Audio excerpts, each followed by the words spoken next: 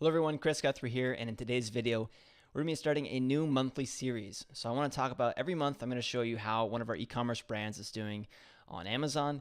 And so I want to cover specifically how the month of February looked like. So if you haven't watched the first video where I talked about how we built a 7-figure e-commerce business, check that out below first so you can get a better idea of the types of products we sell, why we're selling them, and then some of the strategies behind how we do this business. Now, as I mentioned before, in this case, I'm a high-level advisor for the business, and I provided initial startup capital to help grow it. And so I'm not doing the day-to-day on this business. That's what my business partner does, and we talk about things to try and grow the business on a pretty regular basis. So that's where I fall in, that's where he falls in, and it works out pretty well so far. So let's talk about the month of February, and then I'll talk about how the overall month went. So the revenue for 2017 was a little over $1 million, as you saw. Let me go into the month of February, and you can see exactly how that number looked. So the month of February is $127,000 in revenue. Compared to last year, that was less than $10,000, so that's great. Another improvement there. And moving into January to show you just the year-to-date. Year-to-date is $333,000 in total revenue. And if we compare that to last year, then the last year revenue was under $70,000. So we're roughly at pretty much 4 times or 4.5 times the revenue of where we were at last year at this time. So we're already on track to do much better than we did last year. The goal, of course, is to grow any business. In most cases, that's what most people's goal is, and that is our goal in this case, is to grow this business. And so we're going to try and continue to do that. And ideally, we'll be able to do multiple millions of dollars in revenue. So up and over above the 1.1 million we did in 2017. Now, of course, with any e-commerce business, you hear revenue and you don't hear profit, right? Because top line revenue is easy to show. Profit is more of a typical picture because you got to talk about how the margins look like for the product, the fees. You have to talk about how the shipping went. You have to talk about how the returns went and everything else like that. So for the month of February, that was one of the biggest challenges, was a hit to our margin because we saw a higher than average refund rate during the holiday period that still kind of flew through into the month of February as well.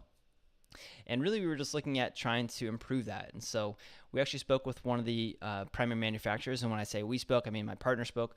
And he spoke with the manufacturer, and they basically redone one of the product lines to improve some of the things that people started to say when they were leaving negative reviews. And so this is going to be really big to improve the product, and we shouldn't have any issues with this product moving forward after that. That should really pretty much finalize where we're at with that product line. We won't need to do any other major improvements. And so that's going to be great.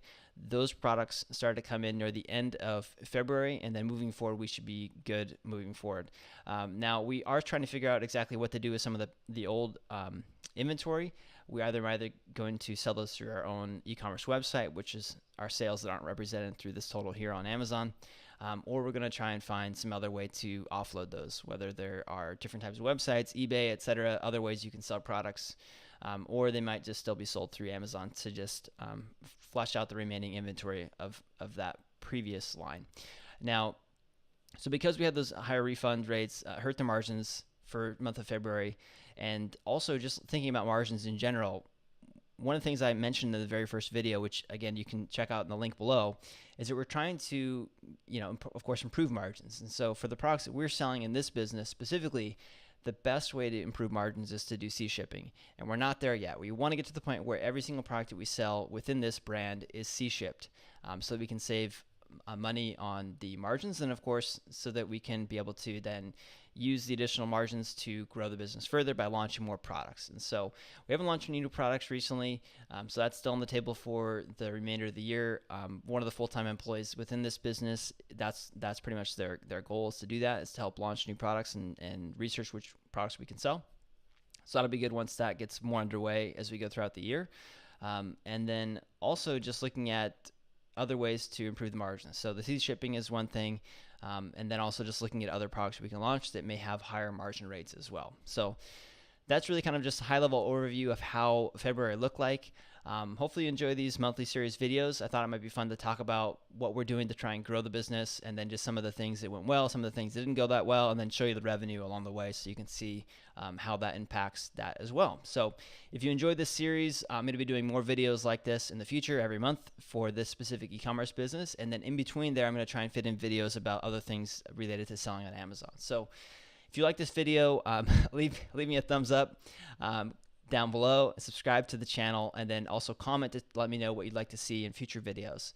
And then also I want to mention just one final thing, and this is kind of the main thing I want to reiterate to anyone that's watching videos on YouTube and trying to build a business online. I just don't want you to become an expert at watching videos on YouTube.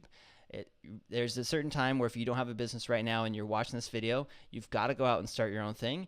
You can only take so much time reading, watching, and learning from others before you have to finally dip your own toes in and see what you can do to get started. So that's my call to you. Don't watch too many YouTube videos. So in a weird way, I'm saying go out, start your own business. Don't always watch these videos, but please do subscribe to the channel. So hopefully you enjoyed this video.